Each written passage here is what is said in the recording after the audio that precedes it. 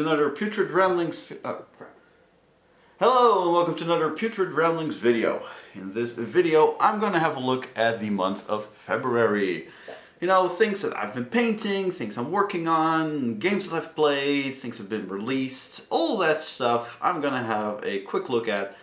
So let's dig into it. Let's begin, shall we? First, I would like to talk about paint stations. Everyone has one. From a box you put your paints in, to a full desk with all your stuff lined out so you can work on it right away. Paint stations comes in all shapes and sizes, and for the longest time I've been painting on a children's desk, which it was nice and compact. It was like 60 centimeters deep, and it worked fine. But you know, you amass more paints, you're working on big projects, you got models everywhere, so things were being knocked off the table. I even knocked off my airbrush from off the table, which that's not great. I have my filming equipment, like it's an arm with a camera mounted next to me as well. Things were getting a little bit too cluttered and a little bit too small. So I got a new painting desk.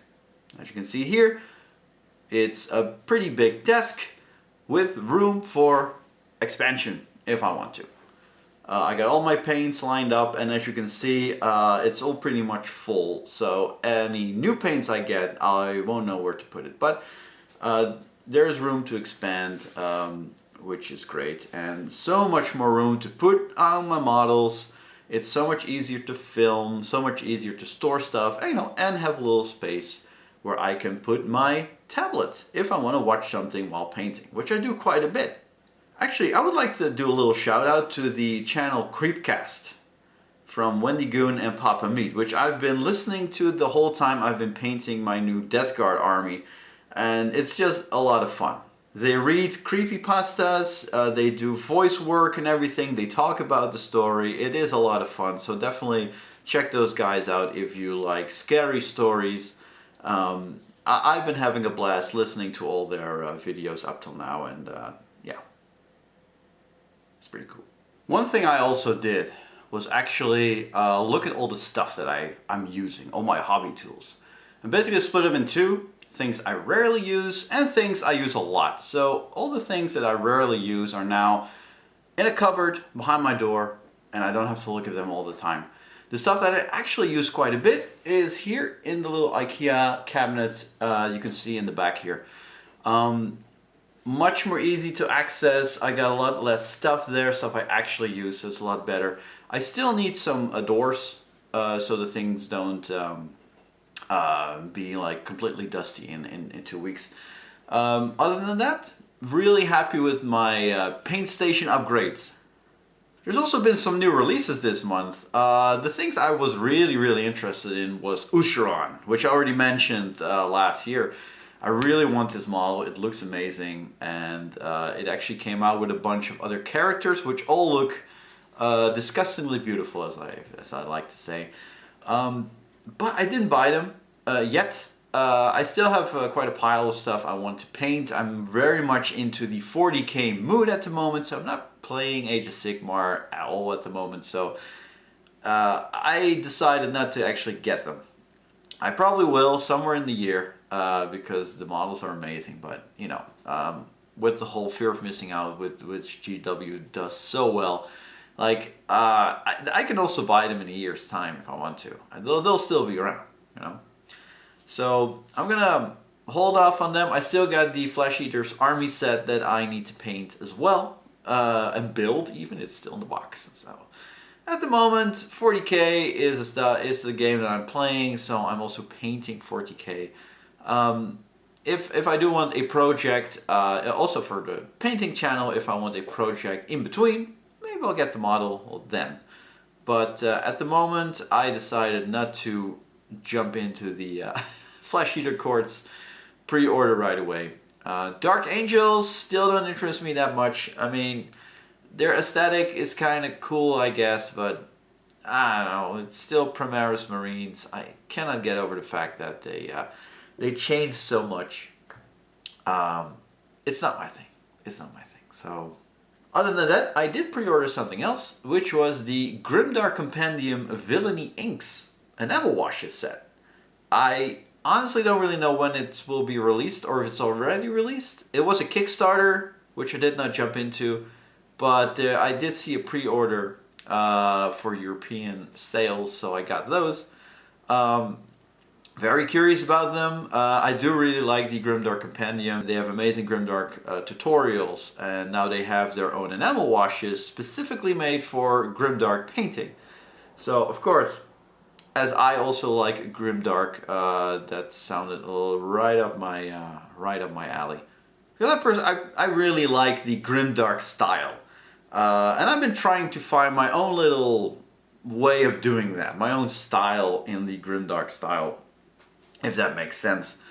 Basically, what I'm trying to do, because if you have the way Grimdark Compendium paints their models, so they look great up close, with proper lighting, really atmospheric and cool. But from my experience, when you look at them on your tabletop from 3 feet away, it turns into a little blob of brown and black and smudge, and it doesn't really read as a model that much. So I'm trying to find a compromise where the model looks grimdark but is still readable on the tabletop, which I think with my Adeptus Mechanicus, which you can, there's a playlist on the videos I made on those.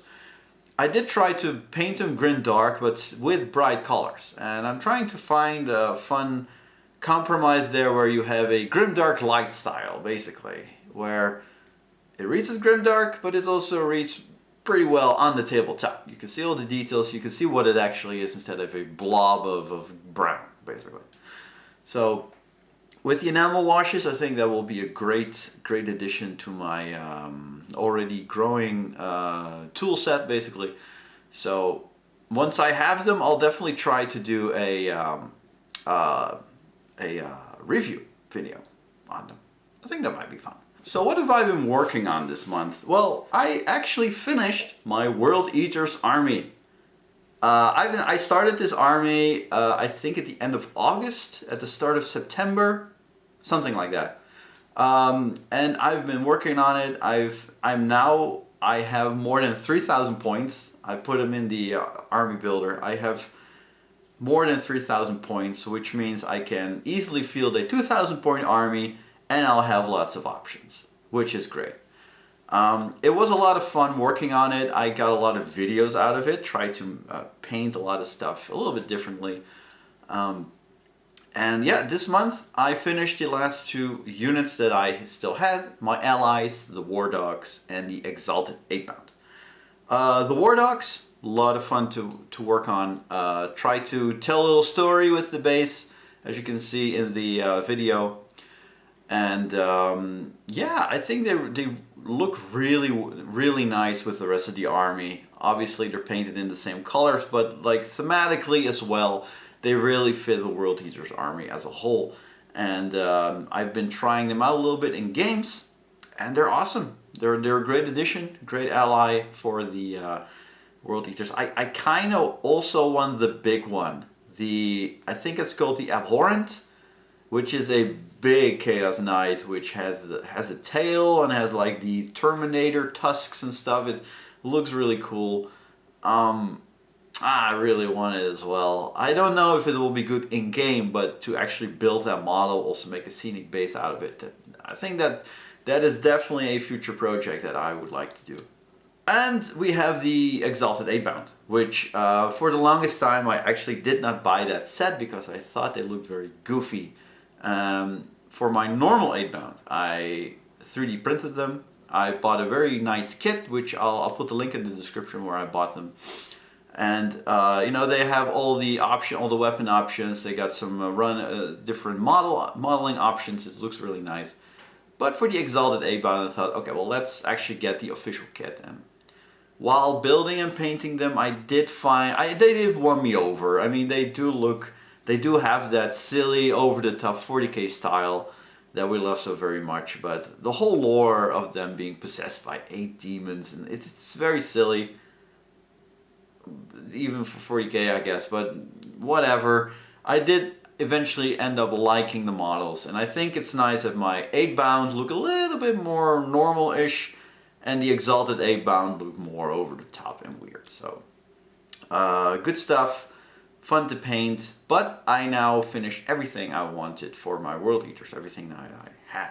And I don't think I'll be expanding them anytime soon. I might wait for a future codex when that comes out, hopefully with more models, because the model range in the World Eaters is very limited. We definitely need berserkers on juggernauts, or bikes. Honestly, I would think bikes are cooler than juggernauts, but I think they'll probably go with juggernauts if they even do a like cavalry unit. Other than that, I don't know what the unit is missing. Maybe a lord on foot, because now all the lords are on the juggernaut. Maybe one that's just walking around with the boys. That would be awesome. And red butchers. We gotta have red butchers, which are the World Eaters, Terminators, for people who don't know.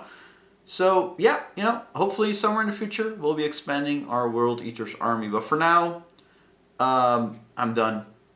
I'm done with them. They're finished. If I stay with the World Eaters just a little bit more, because I have been playing with them a little bit this month as well, because I am actually playing in a league. And because there was a errata or some meta watch thing where all the points change for a lot of stuff, we were allowed to make a different list for the World Eaters. So I drastically changed my list. I added more Eightbound, I added the War Dog, a Brigand as an ally, and you know, completely different list. And I actually tried it against a buddy of mine that plays Necrons, and I did not get anything done. I was not able to kill the Catan with Karn and Berserkers and a Mauler Fiend and everything. Angron got wiped off the board by a bunch of, like a group of 20 warriors that teleported behind him and just shot him to death in the first round or second, I don't know. So that was a disaster. But then I actually got to play against Custodes, which I've heard some horror stories of, you know. They're an elite army, they have lots of buffs and everything. But I actually won that game, which for me was very surprising. I actually rolled like really well.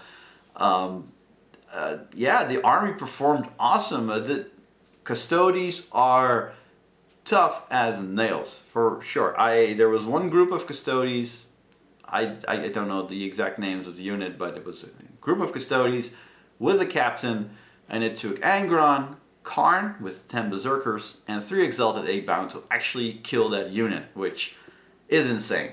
They had so many debuffs and buffs going on, but eventually most of the Custodes were wiped off the board, which both me and the opponent, my opponent, were very surprised about that. So that was weird. That was very weird to just sort of blast through a whole opponent's army. So yeah, gaming. I'm playing quite a lot of 40k, and it's going quite well. Which leads me into my next thing, which is Death Guard. I'm actually really looking forward to relearning that army. I played it last year when 10th edition dropped, trying to learn the game and stuff. So I wasn't really enthusiastic about the Death Guard then, but because I know the game a little bit better now, I'm actually excited to relearn that army and use it. And because of that, I've been painting a lot of stuff, even repainting some older stuff, because my Death Guard army, I painted that years ago, and although the color scheme is still okay, like the way I painted my Death Guard kill team is way cooler. So I actually want to switch everything to that new painting style. So yeah, that's what I've been doing this month as well, painting a lot of Death Guard at the same time, which I would not recommend to anyone to paint pretty much an entire army at the same time. It's a lot of work, but because a lot of stuff required the same things like airbrushing and streaking grime, I decided to do everything in one go. At one point I just focused on the vehicles that I was painting, and I still have some infantry to do. But because of this, March is going to be Death Guard month here on the Putrid Painter channel because I've been painting and filming 2 tutorials at the same time and also 2 shorts. So next month I'm going to be making a couple of tutorials all for the Death Guard. And here we have it, a short little video of a little video of what I've been doing this month. Definitely, it's always nice to sort of like finish an army. I don't know if you guys ever actually did that, because it is difficult, you know, because there's always more to build and paint. But for me, World Eaters is a finished project now, which is very nice. I can stripe it off my to-do list and I can continue with the other huge to-do list I have, but that's for something else. Anyway, I hope you're enjoying these types of videos. Definitely let me know. If you have any very specific topics you want me to talk about, also definitely let me know. I'm thinking, I've been writing down some ideas of things I would like to talk about in the future, maybe do some reviews on things hobby related, but you know, for now, that was it. Some stuff is coming in March, Death Guard related, so stay tuned for that. And other than that, thanks for watching. I got a new desk chair. It's very smooth.